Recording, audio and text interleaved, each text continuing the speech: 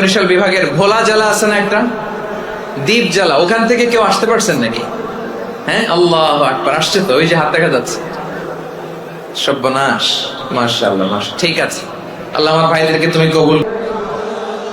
ওয়া ইলাহুকুম ইলাহু ওয়াহিদুন লা ইলাহা ইল্লা হুয়ার রহমানুর রহিম। আসসালামু আলাইকুম রহমতুল্লাহি ওয়া প্রিয় শিক্ষকবৃন্দ, আপনাদের সবাইকে জানাই আন্তরিক শুভেচ্ছা ও স্বাগতম। আমরা সবাই জানি ইসলাম একটি পূর্ণাঙ্গ জীবন ব্যবস্থা। এই দিন আমাদের শিখিয়েছেন কিভাবে চলতে হবে, কিভাবে কথা বলতে হবে, কিভাবে মানুষকে ভালোবাসতে হবে এবং কিভাবে আল্লাহর সন্তুষ্টি অর্জন করতে হবে। আজকের এই আলোচনার মাধ্যমে আমরা চেষ্টা করব কুরআন ও হাদিসের আলো থেকে কিছু শিক্ষা নেওয়ার, আমাদের ভুলগুলো সংশোধন করার। এই সত্যিকারের অর্থ মুসলমান হিসাবে আল্লাহ বলেন, তোমাদের ইলাহ হলো একজন, তিনি ছাড়া কোনো ইলাহ নেই, তিনি দয়াময়, তিনি মেহেরবান। ইলাহ যদি একজন না হয়ে দুইজন হতো, ঝামেলা আছে না নাই? লাউ কানা ফীহিমা আলিহাতুন ইল্লাল্লাহু লাফাসাদাতা। আকাশ এবং জমিনের মধ্যে ইলাহ একজন না হয়ে যদি মাত্র দুইজন হতো, আকাশ জমিন ভেঙে খান খান হয়ে যেত। ঠিক কিনা বলেন? দুইজন ইলাহ হইলে খান খান হয়ে যেত। আমাদের রব একজন হইলে ভালো না বেশি হইলে ভালো? কথা বুঝতেছেন? আরে একজনেরই তো মন জোগায় চলতে পারি না, ঠিক কিনা? হ্যাঁ, একজন, তিনি যে আদেশগুলো দিয়েছেন আমাদের দুর্বলতার কারণে আমরা তো পারি না। যদি 10 জন হইতো, ওই 10 জনের হ্যাপি করতে পারতাম, তাদেরকে স্যাটিসফাই করা যেত এত সহজে? 10 জনের 10 নিয়ম থাকতো। একজন বলতো আমার সেজদা দিবি সকালে, আরেকজন বলবে আমার জন্য নামাজ পড়বি 3 বার, আরেকজন বলবে আমার জন্য যাকাত দিবি এতবার, আরেকজন বলতো আমার জন্য কুরবানি দিবা এতবার। তাহলে আমাদের জন্য কঠিন হয়ে যেত, ঠিক কিনা? যদি ইলাহ একজন না হয়ে একাধিক হতো, একজন বলতো না আমি মহাবিশ্ব এভাবে চালাবো, আরেকজন বলতো না আমার মন চায় এভাবে, আমি এভাবে চালাবো, একজন বলতো সূর্য আমি পূর্ব দিকে উঠাবো, আরেকজন বলতো না আমি দক্ষিণ দিকে উঠাবো, আরেকজন বলবে না আমি উত্তর দিকে উঠাবো। এরকম আছে না নাই? ঝামেলা লেগে যেত। এজন্য বেশি রব হইলে আমাদের জন্য ঝামেলা, খোদা বেশি হইলে আমাদের লস। একজন হওয়াতে আমরা বেঁচে গেছি। বারোয়াখালীবাসী আওয়াজ করে না, কথা বলে না। রব খোদা একজন হওয়াতে আমাদের সুবিধা হয়েছে না? এজন্য আল্লাহ বলেন লা ইলাহা ইল্লাহু, তিনি ছাড়া তোমাদের কোনো ইলাহ নাই, তিনি একজন। লা ইলাহা ইল্লাহু আলিমুল গায়বি ওয়াশ শাহাদা, তিনি প্রকাশ্যেরও মালিক অপ্রকাশ্যেরও মালিক। তিনি যেটা ওপেন এটাও জানেন, যেটা গোপন সিক্রেট ওইটাও জানেন। আলিমুল গায়বি ওয়াশ শাহাদা, তিনি গায়েবের মালিক, গায়েবের জ্ঞানী, যেটা দেখা যায় না, অদৃশ্য, জানা নাই, এটাও তিনি জানেন। এগুলো জানতে তার কোনো মাধ্যমের প্রয়োজন হয় না। অতীতে কি হয়েছে, বর্তমানে কি চলছে, ভবিষ্যতে কি হবে, সব তার জ্ঞানের ভেতরে আছে না নাই? এজন্য আল্লাহ বললেন আলিমুল গায়বি ওয়াশ শাহাদা, তিনি গায়েবের জ্ঞান রাখেন, তিনি দৃশ্য জগতের জ্ঞান রাখেন, তিনি প্রকাশ্য জগতের জ্ঞান রাখেন, তিনি গোপন জগতের জ্ঞান রাখেন। তার কাছে কোনো কিছু গোপন নাই, ঠিক কিনা বলেন? হুয়ার রহমানুর রহিম, তিনি হলেন দয়াময়, তিনি হলেন মেহেরবান। এই যে শুরু হলো 14 নামের প্রথম দুইটা, আর রহমান আর রহিম।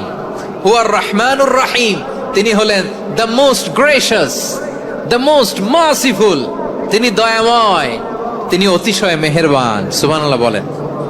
তার দয়ার কোনো শেষ নাই, তার মায়ার কোনো শেষ নাই। আল্লাহ, তাহলে 14টা নামের মধ্যে কয়টা পাইলাম? একটা কি? আর রহমান। বারোয়াখালীবাসী বুঝে থাকলে আওয়াজ করে বলেন, প্রথমটা কি? 2 নাম্বার আর রহিম। আওয়াজ করে বলেন 2 নাম্বার। আওয়াজ করে সবাই গলা ছেড়ে দিয়ে উত্তর দেন তো, প্রথম নামটা কি? দ্বিতীয় নামটা? আর রহিম। রহমান আল্লাহর one of the major names, আল্লাহর মৌলিক নামগুলোর মধ্যে গুরুত্বপূর্ণ একটা নাম হচ্ছে রহমান। গুরুত্বপূর্ণ নাম কি?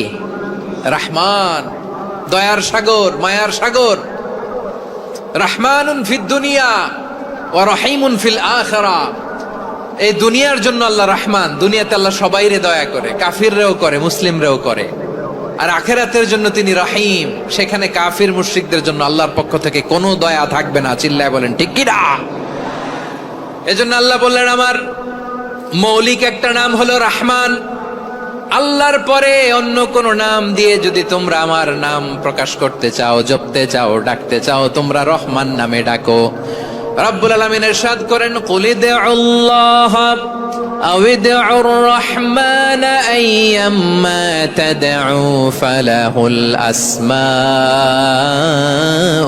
হুসনা। আমাকে আল্লাহ নামে ডাকো কিংবা আমি আল্লাহকে রহমান নামে ডাকো, যে নামেই ডাকো না কেন আমার আছে অনেকগুলো সুন্দর সুন্দর নাম।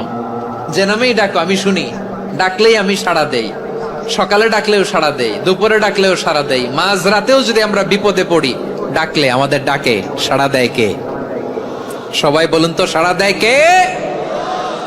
আবার বিশ্বনবী যখন মক্কায় দাওয়াত দিচ্ছিলেন তিনি মাঝে মাঝে আল্লাহর নাম বলছিলেন, মাঝে মাঝে তিনি রহমান নাম বলছিলেন।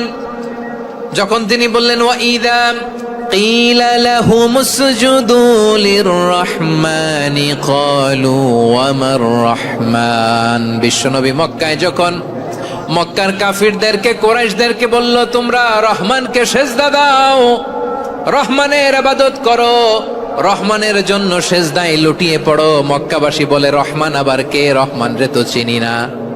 রহমানকে আল্লাহ চিনি, রহমান চিনি না। মক্কাবাসী কি বলে? কারে চিনে? আল্লাহরে চিনে। কারে চিনে না? রহমান কে তো চিনি না। রহমান আবার কোত্থেকে আসলো? কে Rahman? Who is this Rahman? যখন তারা বলে রহমান রে চিনি না, আল্লাহর গায়রতে আঘাত লেগেছে। আল্লাহ বলে রহমান রে চিনো না? না, তাদেরকে চিনানোর জন্য আল্লাহ ৭৮ আয়াত বিশিষ্ট আর রহমান নামে কোরআনে একটা সূরা নাজিল করেছেন। যখন মক্কার কুরাইশরা বলে আল্লাহ চিনি, রহমান চিনি না, আল্লাহ বলে রহমান রে চিনো না, তাহলে চিনে না ও রহমান নামে তিনি ৭৮ আয়াত বিশিষ্ট কালামুল্লাহ মাজিদে একটা গোটা সূরাই নাজিল করে দিয়েছেন। তিনি নাজিল করলেন আর রহমানু আল্লামাল কুরআনা খালাকাল ইনসানা আল্লামাহুল বায়ান। দয়াময় রহমান শেখালেন কোরআন, বানালেন ইনসান, শেখালেন বায়ান। দয়াময় রহমান শেখালেন কোরআন, বানালেন ইনসান, শেখালেন বায়ান। দয়াময় রহমান শেখালেন কোরআন, বানালেন ইনসান, শেখালেন বায়ান। পড়েন আল্লাহু আকবার। আল্লাহ বলে রহমান কারে বলে চেনো না? শুনে নাও, ৭৮ আয়াত বিশিষ্ট গোটা একটা সূরাই নাজিল করে দিলাম, সূরাতু আর রহমান। আর রহমান তিনি দয়ালু, আল্লামাল কোরআন, তিনি মানুষকে কোরআন শিখিয়েছেন। খালাকাল ইনসান, মানুষ বানিয়েছেন। আল্লামাহুল বায়ান, মানুষকে কথা বলা, বর্ণনা করা শিখিয়েছেন। পড়েন সুবহানাল্লাহ। গোটা একটা সূরাই নাজিল করেছেন, সূরাতু আর রহমান।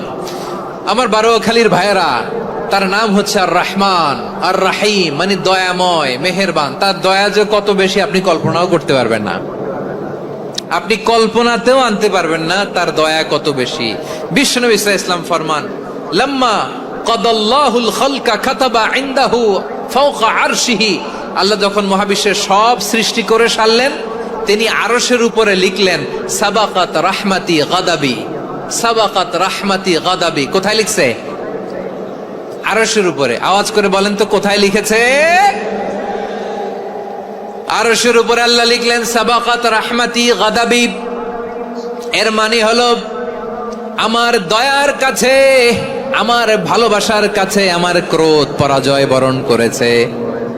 আমার দয়ার কাছে আমার রাগ কিংবা ক্রোধ পরাজয় বরণ করেছে। মানে আমি আল্লাহর দয়া আছে, আবার আমি আল্লাহর ক্রোধ বা রাগ আছে, কিন্তু আমি আল্লাহর রাগের চেয়ে দয়া বেশি।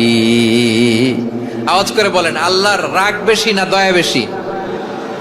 আল্লাহর যদি রাগ থাকতো আমরা বাঁচতে পারতাম? যে পরিমাণে আকাম কুকাম আমরা করি, অপকর্ম করি, অন্যায় করি, জুলুম করে জুলুমের আড্ডাখানা বানিয়ে রেখেছি গোটা দুনিয়াকে, আল্লাহ যদি মুহূর্তে মুহূর্তে রেগে যেতেন আমরা বাঁচতে পারতাম? মহাবিশ্ব সৃষ্টির পরেই তিনি আরশের উপরে লিখেছেন সাবাকাত রাহমাতি গাদাবি, মানে আমি আমার দয়ার কাছে আমি আল্লাহর ক্রোধ, রাগ, ক্ষোভ এটা পরাজিত হয়েছে। সুবহানাল্লাহ বলেন। আবার বিষ্ণু বললেন জাআলাল্লাহুর রাহমাতা মিয়াতা জুজ, আল্লাহ দয়ার ভালোবাসাকে 100 টুকরা করলেন। 99 টুকরা দয়া মায়া ভালোবাসা আল্লাহ নিজের কাছে রেখে দিলেন, আর 1 টুকরা দয়া মায়া ভালোবাসা আল্লাহ গোটা বিশ্বের সবার মাঝে ঢেলে দিলেন। দয়া মায়া ভালোবাসা 100 টুকরা করে আল্লাহ নিজের কাছে রাখছেন কয় টুকরা? সবাই বলেন 99 টুকরা। আর গোটা বিশ্বের সবার মাঝে ভাগ করে দিয়েছেন কয় টুকরা? এবার এই 1 টুকরার নমুনা দেখেন তো পৃথিবীতে। স্বামী স্ত্রীর জন্য কত ভালোবাসা, বন্ধু বন্ধুর জন্য কত ভালোবাসা, গার্লফ্রেন্ড বয়ফ্রেন্ডের জন্য গলায় ফাঁস লাগে, আছে না নাই? এই এখন গলার আওয়াজ বাড়ছে ইয়াংদের। হুজুর এখন গার্লফ্রেন্ড বয়ফ্রেন্ডের ভিতরে ঢুকছে, এখন আমরা আছি হুজুর। জেগে উঠছে বারুয়াখালী। দেখেন এই তো কয়েকদিন আগেই তো, কত বছরের 12 না কত বছরের এক মেয়ে, কত বছর? 11। ওই দেখেন সব মুখস্থ দুষ্টগুলার, আর কিছু মুখস্থ না থাকলে এগুলো মুখস্থ। 11 বছরের, তারে কি বলবো, তরুণীও তো না, কিশোরী। এই কিশোরী ভালোবাসার টানে বাপ মা থুইয়া চলে গেছে কোথায়? দেখেন ভালোবাসারে আল্লাহ 100 টুকরা করেছেন, 99 টুকরা ভালোবাসা আল্লাহ নিজের জন্য রেখেছেন, 1 টুকরা আমাদের সবাইকে ভাগ করে দিয়েছেন। যত পাখি আছে পৃথিবীতে, যত মাছ আছে, যত প্রাণী আছে, যত মানুষ আছে, যত জিন আছে, আমরা সবাই মিলে পেয়েছি ভালোবাসার কয় টুকরা? আর আরশে আজিমের অধিপতি আল্লাহ, তিনি তার কাছে ভালোবাসা রেখে দিয়েছেন কয় টুকরা?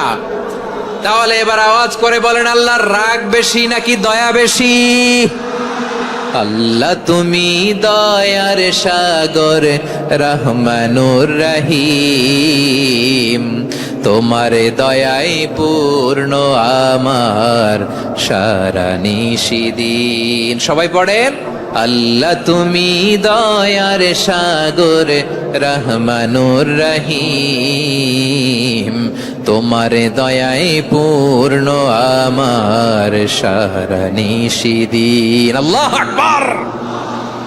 আল্লাহ বলেন রাহমাতি ওয়াসিআত কুল্লা শাই, গোটা বিশ্বের সব জায়গা আমি আল্লাহর রহমত বিস্তৃত, এমন কোন জায়গা নাই যেখানে আমি আল্লাহর রহমত নাই। ঠিক কিনা বলেন? এমন কোন জায়গা নাই আমি আল্লাহর রহমত নাই। আমি আল্লাহর রহমত ছাড়া গাছের একটা পাতা নড়ে না, আমি আল্লাহর দয়ার রহমত ছাড়া গাছের একটা পাতা পড়ে না, আমি আল্লাহর দয়ার রহমত ছাড়া আকাশ থেকে 1 ফোঁটা বৃষ্টি ঝরে না। তিনি হলেন রহমান, তিনি হলেন রাহিম। ঠিক কিনা বলে? আল্লাহরে চিনতেছেন? আলোচনার বিষয় কি? আসুন আমাদের রবকে চিনি। তিনি হলেন আর রহমান, তিনি হলেন আর রাহিম। তার দয়ার কোনো শেষ নাই, তার মায়ার কোনো শেষ নাই। বনি ইসরাইলের এক লোক 500 বছর আল্লাহর ইবাদত করেছে। কয় বছর? কোথায় জানেন? সাগরের মাঝখানে এক পাহাড়, ওই পাহাড়ের উপরে বসে 500 বছর টানা আল্লাহর ইবাদত। দিনে আর রাতে একবার করে নিচে নামতেন। সেখানে আল্লাহ তাআলা পাথরের ভেতর থেকে তার জন্য মিঠা পানির ব্যবস্থা করে দিয়েছেন, আর একটা ডালিম গাছের ব্যবস্থা করে দিয়েছেন। সকালে নামলে একটা টসটসে ডালিম, রাতে নামলে টসটসে ডালিম।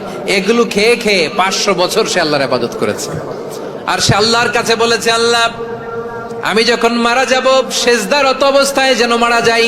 ঠিকই আল্লাহ সেজদারত অবস্থায় সাইয়েদনা আজরাইলকে পাঠিয়ে দিলেন। সেজদারত অবস্থায় লোকটা মারা গেল। 500 বছর ইবাদতের পরে আল্লাহর দরবারে কিয়ামতের কঠিন ময়দানে যখন লোকটা হাজির হয়ে যাবে, আল্লাহ বলবেন, আদখিলু আবদি আল জান্নাতা বিরহমাতি, আমার বান্দাকে আমার দয়া, আমার ভালোবাসা দিয়ে জান্নাতে ঢুকায়া দাও।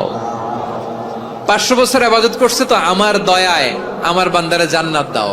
এই বান্দা বলে, বালবি আমালি, আল্লাহ তোমার দয়া লাগবে কেন? আমি আমার আমল দিয়ে জান্নাতে যেতে চাই। কি দিয়ে? কথা বুঝে নাই বোধহয়। আল্লাহর এই বান্দা কি দিয়ে জান্নাতে ঢুকতে চায়? আমল দিয়ে। আল্লাহ বলছে, আমার দয়ায় আমার বান্দার জান্নাতে নিয়ে যাও ফেরেশতারা। এ বলে, আল্লাহ তোমার দয়া লাগবে কেন? সেজদা তো কম দেই নাই, জিকির করতে করতে 500 বছর শেষ করে দিলাম, আবার তোমার দয়া লাগবে? আমি তো আবার আমলেই জান্নাতে যেতে পারি। আল্লাহ বলবেন, তাই ঠিক আছে, আমি চাইলাম দয়া দিয়ে জান্নাত দিব, তুমি চাইলে আমল দিয়ে ঢুকবা। ঠিক আছে, তোমার আমল আর আমার যে দয়া, দুইটার একটু মাপ দেই। তোমার 500 বছরের ইবাদত এক পাল্লায় রাখো, আর আল্লাহ বললেন আমি যে দয়া করে এই দুনিয়ার নাজ নেয়ামত বিউটি সৌন্দর্য দেখার জন্য তোমার দুটা চোখ দিয়েছিলাম, দুটা নয় একটা চোখ আরেক পাল্লায় রাখা হবে। দেখা যাবে ওই 500 বছরের ইবাদত হালকা হয়েছে আর মুহূর্তের মধ্যে আল্লাহর দেয়া একটা চোখের নেয়ামত ভারী হয়ে গিয়েছে। আল্লাহ বলবেন তোমার কথা মতো মাপ দেয়া হলো, এবার ফলাফল দেখো, হিসাব বলে তুমি এখন জাহান্নামে যাবা, go to the hell fire, যাও এবার জাহান্নামে যাও। মাপ চোখে যখন আসছো আমার সাথে হিসাব ক্যালকুলেশন, যাও তুমি এবার জাহান্নামে যাবা।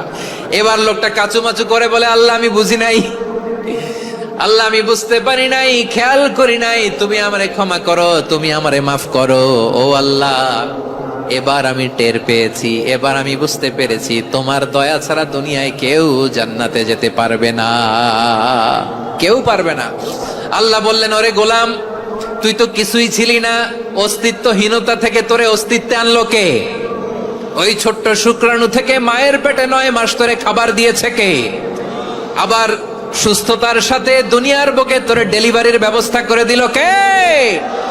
আবার তোর মায়ের বুকের ভেতরে 2টা খাবারের লাইনের ব্যবস্থা করে দিল কে?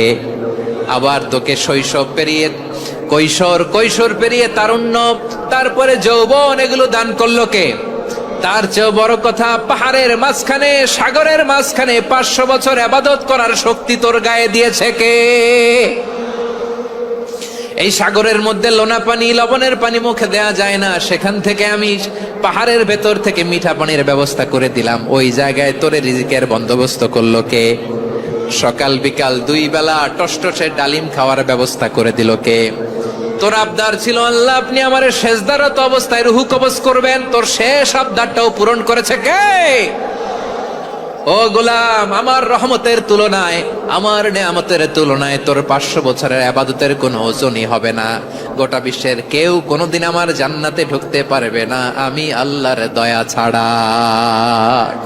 হুয়ার রহমানুর রহিম, তিনি দয়াময়, তিনি মেহেরবান। জিব্রাইল আলাইহিস সালাম বিশ্বনবীর এই লম্বা হাদিসটা যখন শোনালেন, আমি যা যা বলছি এটা বিশাল এক হাদিসের অনুবাদ। বললেন ইয়া মুহাম্মদ এই দুনিয়ার সবটাই চলে আল্লাহর রহমত দিয়ে। হাদিসের শেষ কথা, সব চলে আল্লাহর কি দিয়ে? তখন বিশ্বনবী সাহাবাদের বললেন ও সাহাবারা শোনো, আল্লাহর জান্নাতে কেউ কোনোদিন প্রবেশ করতে পারবে না তার রহমত ছাড়া। সাহাবারা বললেন ইয়া রাসূলুল্লাহ আপনিও না, আপনিও কি আল্লাহর রহমত ছাড়া প্রবেশ করতে পারবেন না? বিশ্বনবী বললেন না আমিও না, আমি বিশ্বনবীও আল্লাহর জান্নাতে আল্লাহর রহমত ছাড়া ঢুকতে পারবে না। তবে কিয়ামতের দিন আল্লাহর রহমত আমার চারদিকে বেষ্টনী দিয়ে থাকবে। আল্লাহ নিজের পরিচয় দিয়ে বললেন আলিমুল গায়বি ওয়াশ শাহাদাতি হুয়ার রহমানুর রহিম, আমি হলাম রহমান, আমি রহিম। আল্লাহরে চিনছেন? ওবারখালীর ভাইয়েরা আপনার রবকে চিনতে পারতেছেন? তিনি দয়ার সাগর, তিনি মায়ার সাগর। তার দয়ার সাগর যে কত বড় আপনার কল্পনাতেও নাই।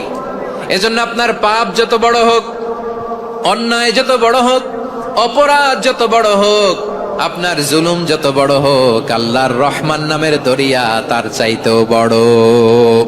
আল্লাহ বললেন কুলিয়া ইবাদিয়াল্লাযীনা আসরাফু আলা আনফুসিহিম লা তাকনাতু মির রাহমাতিল্লাহ ইন্নাল্লাহা ইয়াগফিরুয যুনুবা জামিআ ইন্নাহু হুয়াল গফুরুর রহিম। ও আমার গুনাহগার বান্দারা শোনো, জুলুম করেছো, ভুল করেছো, অন্যায় করেছো, আল্লাহর রহমত থেকে নিরাশ হয়ো না। আমরা বিশ্বাসীরা কঠিন কালেও আল্লাহর রহমত থেকে নিরাশ হব না, ঠিক কিনা বলেন? আল্লাহর রহমত থেকে নিরাশ হবেন? ভুল করে ফেলছেন, আরে ভুল তো সবাই করে, পাপ হইছে, আরে পাপ তো সবার আছে, আপনারা সবাই পাপী, সবাই পাপী। যত পাপ হোক, ভুল হোক, অন্যায় হোক, অনুতপ্ত হয়ে তওবা করে ওযু করে জায়নামাজটা বিছিয়ে সেজদা দিয়ে চোখের পানি ছাড়েন। চোখের বেয়ে পড়া পানি আল্লাহর কাছে যে কত প্রিয়। অনুতপ্ত বান্দার চোখের পানির ফোঁটা তার চোখ বেয়ে, নাকের ডগা বেয়ে জমিনে ড্রপ করার আগেই আল্লাহর ওই বান্দার সব গুনাহ মাফ করে দেয়। আল্লাহ বললেন আমি রহমানুর রহিম, আমি দয়াময়, আমি মেহেরবান। এরপর আল্লাহ বললেন হুয়াল্লাহুল্লাযী লা ইলাহা ইল্লা হুয়াল মালিকুল কুদ্দুস। বরগুনা জেলা থেকে কেউ এসেছেন আজকের প্রোগ্রামে? ইয়া সালাম, মাশাআল্লাহ মাশাআল্লাহ, ওয়েলকাম ওয়েলকাম। ঠিক আছে, পিরোজপুর জেলার কেউ এসেছেন? পিরোজপুর জেলা থেকে মাশাআল্লাহ অনেক ভাইরা এসেছেন। ঝালকাঠি, মাশাআল্লাহ ঝালকাঠির অনেক আসছে। তারপর বরিশাল জেলা থেকে কারা কারা এসেছেন? বরিশাল, মাশাআল্লাহ তাবারাকাল্লাহ। এবার পটুয়াখালী জেলার কারা কারা দেখি? মাশাআল্লাহ মাশাআল্লাহ মাশাআল্লাহ। আল্লাহ তুমি কবুল করো, আল্লাহ তুমি কবুল করো। লিল্লাহি তাকবীর, লিল্লাহি তাকবীর, লিল্লাহি তাকবীর। হাত নামান। প্রিয় ভাইরা, আসুন আমরা কাল বিলম্ব না করে আজকের পটুয়াখালী জেলা শহরের মাশাআল্লাহ, ওই যে লক্ষ্মীপুর থেকে আমাদের ভাই এসে প্লেকার্ড নিয়ে দাঁড়াইছে। ঠিক আছে, প্লেকার্ড দেখেছি, ফি আমানিল্লাহ। আচ্ছা, এই বরিশাল বিভাগের বাইরে থেকে কারা কারা আসছেন দেখি, কেউ আছেন কিনা?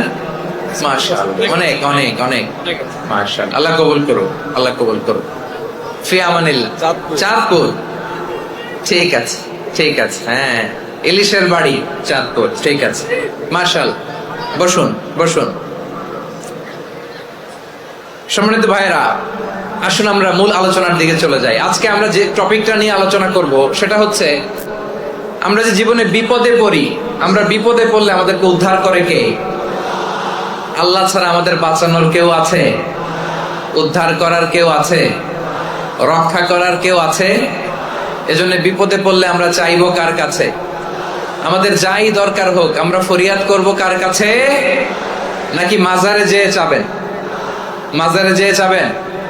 অনেকে তো মাজারে যেয়ে কপাল ঘষে, আছে না নাই? মাজারে যেয়ে সন্তান চায়, আছে?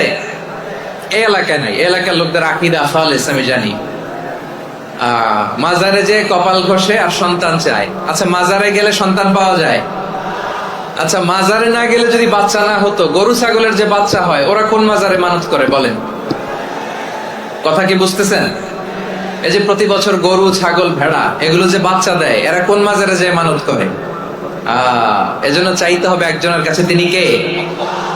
আমার প্রিয় পটুয়াখালীবাসী, মাজার জিয়ারত করা সুন্নাহ। আমরা মাজার জিয়ারত করব, আল্লাহ ওয়ালাদের কবরে যাব, আমরা সেখানে যে সালাম দিব, দোয়া করব, নিজের জন্য করব, কবরে শুয়ে থাকা মাইয়েতের জন্য করব, পুরো মুসলিম উম্মার জন্য করব। কিন্তু কবরে যিনি শুয়ে আছে ওই বাবার কাছে সন্তান চাওয়া যাবে? চাকরি চাওয়া যাবে? সফলতা চাওয়া যাবে? সফলতা দেয় কে?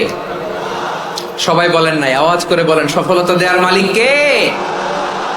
এক কথাই রব্বুল আলামিন বলেন, ওয়া ইয়ামসাসকাল্লাহু বিদুররিন ফালা কাশিফা লাহু ইল্লা হু ওয়া ইয়ুরিদকা বিখাইরিন ফালা রাদ্দা লিফাদলি يصيب به من يشاء من عباده وهو الغفور الرحيم الله أكبر আল্লাহ বললেন, ওয়া ইয়ামসাসকাল্লাহু বিদুররিন ফালা কাশিফা লাহু ইল্লা হু। আল্লাহ যদি তোমাকে কোনো বিপদ স্পর্শ করায়, আল্লাহ যদি তোমারে কোনো বিপদে ফেলে দেয়, ওই বিপদ থেকে উদ্ধার করার তিনি ছাড়া আর কেউ নাই। জোরে বলেন ঠিক কিনা? তিনি যদি কোনো বিপদে ফেলেন, তিনি ছাড়া বিপদ থেকে উদ্ধার করার কেউ নাই। আর তিনি যদি তোমার প্রতি কোনো অনুগ্রহ করতে চান, ওই অনুগ্রহ ঠেকিয়ে দেওয়ার ক্ষমতাও কারো নাই। আল্লাহ যদি আপনার সফলতা দিতে চায়, পৃথিবীর কোন শক্তি ওই সফলতাকে থামাতে পারে? এজন্য আল্লাহ বললেন, খবরদার, চিন্তার আকীদা খালিস করে নাও। ওয়া ইয়ামসাসকাল্লাহু বিদুররিন ফালা কাশিফা লাহু ইল্লা হু। আল্লাহ বিপদে ফেললে বিপদ থেকে উদ্ধার করার কেউ থাকে না। আর আল্লাহ যদি তোমার প্রতি দয়া দেখাতে চান, অনুগ্রহ করতে চান, ওই অনুগ্রহকে প্রতিরোধ করার মতো ক্ষমতা কারো নাই। তিনি তার বান্দাদের মধ্য থেকে যাকে ইচ্ছা তাকে দেন, যত ইচ্ছা তত দেন। তিনি ক্ষমাশীল, তিনি মেহেরবান। সুবহানাল্লাহ। তিনি ক্ষমাশীল, তিনি মেহেরবান। তাহলে এই আয়াত থেকে আমরা বুঝতে পারলাম, আমরা যদি বিপদে পড়ি আমাদেরকে কেউ বাঁচাতে পারে না। আমার বাবা আমারে বাঁচাতে পারে? হ্যাঁ, আমার মা আমাকে বাঁচাতে পারে? আমার বন্ধু আমারে বাঁচাতে পারে? আমার দলের কর্মী আমাকে বাঁচাতে পারে? আমার পীর সাহেব আমারে বাঁচাতে পারে? আমার পটুয়াখালীর ভাইয়েরা খেয়াল রাখবেন, বাঁচাতে পারে এক মহান সত্তা, উদ্ধার করতে পারে এক মহান সত্তা। চিৎকার করে বলুন, তিনি কে? আবার আল্লাহ বললেন, আম্মাই ইউজিবুল মুত্তাররা ইযা দাআহু ওয়া ইয়াকশিফুস সুআ ওয়া ইয়াজআলুকুম খুলাফাআল আরদ আইলাহুম মা'আল্লাহ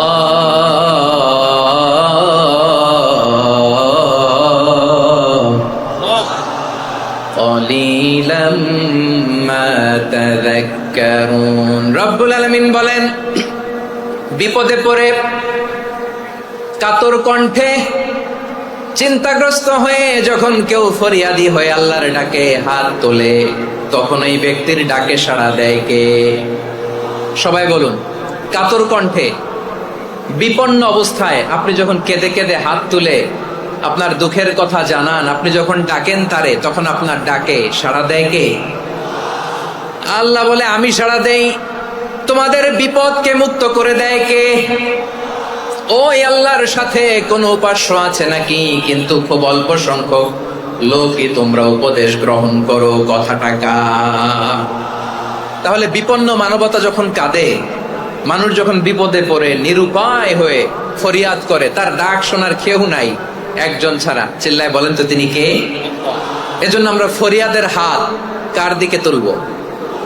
প্রিয় পটুয়াখালী, বলেন, ফরিয়াদের দুটো হাত আমরা কার দিকে তুলবো? এবং খেয়াল রাখতে হবে, মাথার সাথে সেট করে নিতে হবে, আল্লাহ ছাড়া আমাকে উদ্ধার করার কেউ নাই। এই পৃথিবীতে কেউ আপন না। প্রিয় ভাইরা, বিপদে বললে বোঝা যায় কেউ আপন না। আপন শুধু একজন মহান সত্তা, তিনি কে? এটা কি আপনারা খেয়াল রাখতে পারবেন? হ্যাঁ, বিপদে আপদে কেউ আমাদের বাঁচাতে পারে না, তরাতে পারে না, মুক্তি দিতে পারে না, উদ্ধার করতে পারে না, একমাত্র আমার প্রভু ছাড়া, আল্লাহ ছাড়া। চিল্লায় বলেন ঠিক কিনা? এবং প্রিয় পটুয়াখালীর ভাইয়েরা, মাথার সাথে এটা সেট করে নিতে হবে যে আমাদের পুরো জীবনটাই পরীক্ষা। পুরো জীবনটাই কি? The life is a test. পুরো জীবনটাই পরীক্ষা। এই জীবনে বিপদ আসবে, আপদ আসবে, পরীক্ষা আসবে, সবার জীবনে এটা থাকে। এক একজনের পরীক্ষা এক এক রকম। আমার পরীক্ষা একরকম, মাসুদ ভাইয়ের পরীক্ষা একরকম, চৌধুরী সাহেবের পরীক্ষা একরকম, আপনার পরীক্ষা একরকম, ওনার পরীক্ষা আবার আরেক রকম। পুরো পৃথিবীটাই পরীক্ষা ক্ষেত্র, সবাই পরীক্ষা দিচ্ছি, কিন্তু কারো পরীক্ষার প্রশ্নের সাথে কারোটার মিল নাই। সুবহানাল্লাহ পড়বেন না? পুরোটাই পরীক্ষা ক্ষেত্র, সবাই পরীক্ষার্থী, কিন্তু প্রশ্নপত্র একটার সাথে আরেকটা মিলে না। One doesn't match the other. একজনেরটার সাথে আরেকজনেরটা মিলে না। কাউকে আল্লাহ তাআলা ধনী বানিয়ে পরীক্ষা করেন। কি বানিয়ে? কথা কি বুঝতেছেন নাকি কষ্ট হচ্ছে? কষ্ট হচ্ছে আপনাদের? কাউকে আল্লাহ ধনী বানিয়ে পরীক্ষা করেন, আবার কাউকে আল্লাহ তাআলা গরিব বানিয়ে পরীক্ষা করেন, কাউকে আল্লাহ অসুস্থ বানিয়ে পরীক্ষা করেন। কেউ দেখবেন যে দুরারোগ্য ব্যাধিতে আক্রান্ত, ডাক্তার বলেছে আর সময় নাই, দুরারোগ্য ব্যাধি, ক্যান্সার, যার নেই কোনো অ্যান্সার, তার জন্য পরীক্ষা হচ্ছে এই রোগ। আরেক লোক দেখবেন তার আবার রোগ বালাই নাই, মাশাআল্লাহ, তাকে আল্লাহ তাআলা আর্থিক দৈন্যতা, দারিদ্রতা দিয়ে পরীক্ষা করছেন। এরকম আছে না নাই? টাকা পয়সা নাই, দিন আনে দিন খায়, যা আছে তাতে চলে না, এটা তার জন্য পরীক্ষা। আবার আরেক শ্রেণীর লোক দেখবেন তাকে আল্লাহ অসুস্থতাও দেয় নাই, দারিদ্রতাও দেয় নাই, তার দাম্পত্য জীবনের সমস্যা আছে না নাই? স্ত্রী কথা শোনে না, অথবা ছেলে মেয়ে কথা শোনে না। তাহলে পরীক্ষা সবার জীবনে আছে, এক একজনের পরীক্ষাটা এক এক রকম। আল্লাহ তাআলা দেখতে চায় যে এই পরীক্ষার সময় আমরা কিরকম রেসপন্স করি। How to deal with the test, কিভাবে এই বিপদ আপদ পরীক্ষাগুলোকে আমরা হ্যান্ডেল করব, ডিল করব, এটা হচ্ছে আজকের আলোচনার বিষয়। বুঝতে পেরেছেন সবাই আমার প্রিয় ভাইয়েরা? তাহলে পরীক্ষাময় আমাদের জীবন, বিপদ আপদ পরীক্ষা, এটা মানুষের পিছু ছাড়ে না। সবার জীবনে পরীক্ষা আছে, নবীদের জীবনেও পরীক্ষা ছিল। সাহাবারা জিজ্ঞেস করেছেন, ইয়া রাসূলুল্লাহ, আইয়ুন নাসি আশাদ্দু বালাআন ফিদ দুনিয়া, এই দুনিয়ার বুকে কাদের পরীক্ষা সবচেয়ে বেশি? বিশ্বনবী বলেছেন, আল আম্বিয়া, এই পৃথিবীতে সবচেয়ে বেশি পরীক্ষা আল্লাহ তাআলা নিয়ে থাকেন নবীদের। কাদের? নবীদের। সুম্মাল আমসাল ফাল আমসাল, এরপরে নবীদের পরের স্তরে যারা তাদের পরীক্ষা, এরপরে তাদের পরের স্তরে যারা তাদের পরীক্ষা, সিদ্দিকিনদের, শুহাদাদের, সালেহিনদের, আল্লাহওয়ালাদের। যার ঈমান যত মজবুত তার জীবনে পরীক্ষাও তত বেশি। চিল্লায় বলেন ঠিক কিনা? তাহলে মুমিনরা, বিশ্বাসীরা, আমরা কি পরীক্ষা বিপদ আপদে ভয় পাই? হ্যাঁ, বিপদ দেখলে ভয় লাগে আপনাদের? ভয় লাগে? হ্যাঁ, না, মুমিনরা বিপদে ভয় পায় না, তারা হতাশ হয় না, সুবহানাল্লাহ, তারা নিরাশ হয় না। বিশ্বাসীরা হাল ছেড়ে দেয় না, তারা ভরসা রাখে একজনের উপর। চিল্লায় বলতে হবে তিনি কে? কারণ মুমিন জানে the grief isn't permanent, the test isn't permanent, the struggle in our life isn't permanent. আমাদের জীবনের দুঃখ, কষ্ট, স্ট্রাগল এগুলো পার্মানেন্ট নয়। After every difficulties there is an ease. সব কষ্টের পরেই একটা সুখ আছে না নাই? রব্বুল আলামিন বলেন ফাইন্না মাআল উসরি ইউসরা, ইন্না মাআল উসরি ইউসরা, যেটা আল্লাহ তোমার জন্য বরাদ্দ রেখেছে, যতটুকু আল্লাহ তাআলা তোমার জন্য বরাদ্দ রেখেছে অতটুকুই ক্ষতি করতে পারবে, আর এক চুল বেশিও করতে পারবে না, কমও করতে পারবে না। চিল্লায় বলেন ঠিক কিনা? এজন্য আমরা চাইবো কার কাছে? সবাই বলেন নাই, আওয়াজ করে বলেন কার কাছে? সব সময় আমরা আল্লাহর কাছে চাইবো, বিপদে আপদে, সুখে দুঃখে, সচ্ছল অবস্থায় অসচ্ছল অবস্থায়, পরাজয়ের সময় বিজয়ের সময়, সব সময় আমরা ভরসা রাখবো কার উপর? সবাই বলুন। একদল লোক আছে যারা বিপদে পড়লে আল্লাহরে ডাকে, আছে না নাই? পটুয়াখালীতে মাশাআল্লাহ নাই, বিপদ আসলে আল্লাহরে ডাকে, বিপদ নাই আল্লাহও নাই। বিপদে পড়লে নামাজ পড়ে, বিপদও নাই নামাজও নাই। বিপদে পড়লে জিকির করে, বিপদ যখন চলে যায় ওদের জিকিরও বন্ধ হয়ে যায়। এরকম আছে না নাই? কিছু লোক দেখবেন পরীক্ষা আসলে নামাজ পড়ে, আছে আছে। জেনজি আওয়াজ করো, এরকম আছে? এই কমন পড়ে গেছে, কমন পড়ছে। দেখবেন পরীক্ষার সময় নামাজ পড়ে, পরীক্ষাও নাই নামাজও আছে। এরকম কিছু লোক আছে অসুস্থ হলে আল্লাহরে বড্ড ভালোবাসে, আল্লাহরে খুব ডাকে। অসুস্থ হইলে অসুস্থতাও নাই, আল্লাহ স্মরণও নাই। দেখবেন কিছু লোক নির্বাচন আসলে খুব আল্লাহ আল্লাহ হয়ে যায়, তখন দেখবেন মাথার মধ্যে হেজাব লাগায়, পাঞ্জাবি লাগায়, আল্লাহ আল্লাহ হয়ে যায়। নির্বাচনও নাই, এরপরে আল্লাহর কথাও নাই। আছে না নাই? না, এরকম হওয়া যাবে না। সব সময় আমরা আল্লাহরে ডাকবো, বিপদে আপদে সব সময় ভরসা রাখবো আমরা একজনের উপর। আওয়াজ করে বলেন তিনি কে? এ কথায় আল্লাহ তাআলা আমাদের চোখে আঙ্গুল দিয়ে জানিয়ে দিলেন ফাইদা রাকিবু ফিল ফুলকি দা'আবুল্লাহ মুখলিসিনা লাহুদ্দিন ফালাম্মা নাজ্জাহুম ইলাল বাররি ইযা হুম ইউশরিকুন। আল্লাহ বলে একদল লোক আছে, তারা যখন নৌযানে চড়ে, জলযানে চড়ে, সাগরের মধ্যে যখন জাহাজে চড়ে, লঞ্চে চড়ে, তারা যখন তুফানের সম্মুখীন হয় তখন তারা আল্লাহরে বড্ড বেশি ডাকে, একান্ত ভাবে ডাকে, বিশুদ্ধ চিত্তে ডাকে। আবার তুফান থেকে তাদেরকে সেফ জোনে নিয়ে, নিরাপদ জোনে নিয়ে যখন বন্দরে আমি আল্লাহ তাদেরকে ভিড়িয়ে দেই, ওই লোকগুলো আবার আমি আল্লাহর সাথে শিরিক করে। এরকম আছে না নাই? জাহাজে উঠছে, সাগরের মাঝখানে তুফান, ওই সময় দেখবেন আল্লাহ কারে কয়। এই কথা তো আপনাদেরকে বোঝানো সহজ, আপনারা তো নদীর দেশের মানুষ। লঞ্চে চড়েন নাই কারা কারা? দেখি, লঞ্চে চড়ছেন? হ্যাঁ, লঞ্চে চড়ে নাই এরকম একজনও নাই এখানে। আচ্ছা, লঞ্চে উঠছেন কে কে? দেখি। মাশাআল্লাহ মাশাআল্লাহ মাশাআল্লাহ, ঠিক আছে, আপনাদের বোঝানো সহজ। আচ্ছা, লঞ্চে উঠে তুফানের সম্মুখীন হয়েছেন, জলোচ্ছ্বাস সবাই, মাশাআল্লাহ। তো এই ওয়াজ তো আপনাদের মুখস্থ, ঠিক কিনা বলেন? আমার বলার দরকার নাই, বলেন। মাঝ নদী, তুফান, জলোচ্ছ্বাস, জলের মধ্যে উচ্ছ্বাস, ঢেউ, টর্নেডো, সাইক্লোন, মেঘের ঘনঘটা, পরিবেশ ঘুটঘুটে অন্ধকার, লঞ্চ একবার এদিকে আরেকবার ওইদিকে, ভিতরে কি অবস্থা হয় বলেন তো? হ্যাঁ, তখন মুসলিম আল্লাহর ডাকে, হিন্দু আল্লাহর ডাকে, ঠিক কিনা বলেন? আস্তিক আল্লাহর ডাকে, নাস্তিক আল্লাহর ডাকে, ঠিক কিনা?